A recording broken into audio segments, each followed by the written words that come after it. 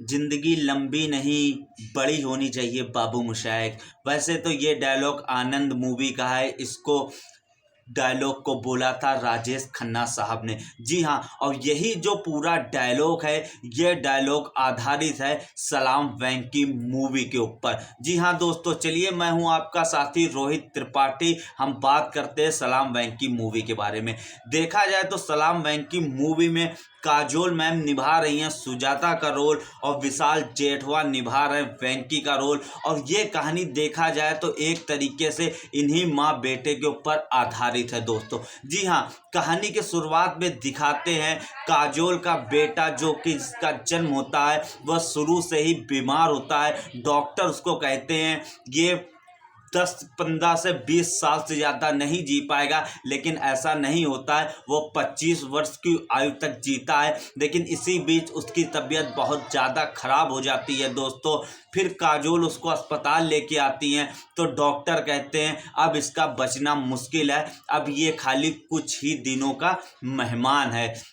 तो काजोल उसको भर्ती कर देती है अस्पताल में। लेकिन जो वेंकी होता है उसको फर्क नहीं पड़ता है कि मैं जीऊँगा कितने दिन जीऊँगा। वो खाली अपनी जो ज़िंदगी होती है वो एक तरीके से बहुत अच्छे से जीना चाहता है। इसी बीच वो ये कहता है कि जो मेरे अंदर के पार्ट हैं यानी कि ऑर्गेन्स, मैं उनको दान में देना चाहता हूँ। जिसको लेके काजोल काफ़ी मतलब कि नाराज एक टाइप की हो जाती हैं और भावुक भी हो जाती हैं। कहते हैं कि ऐसा नहीं हो सकता, कि मैं इस बारे में नहीं मानूंगी। लेकिन जो वेंकी की जो जिद होती है उसके आगे काजोल झुक जाती हैं। क्योंकि दोस्तों हमारे शरीर में कुछ पार्ट ऐसे होते हैं कि अगर हम लोग मर जाएं तो वो पार्ट किसी के काम में नहीं आते।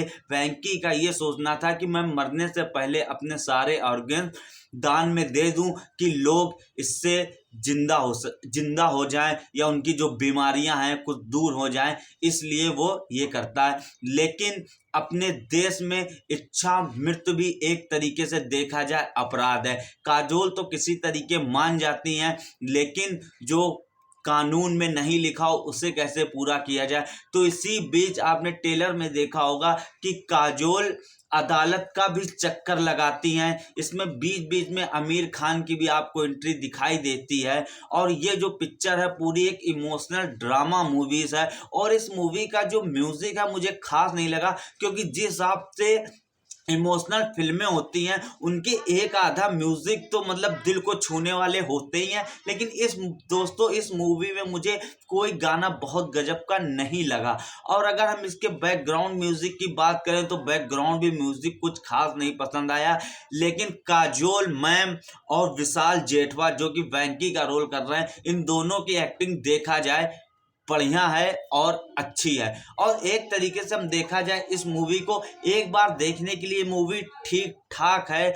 और आपके आंख में शायद इसमें हल्के फुल्के आंसू भी आ सकते हैं इस मूवी को देखते टाइम। दोस्तों ये मूवी एक बार देखने वाली है।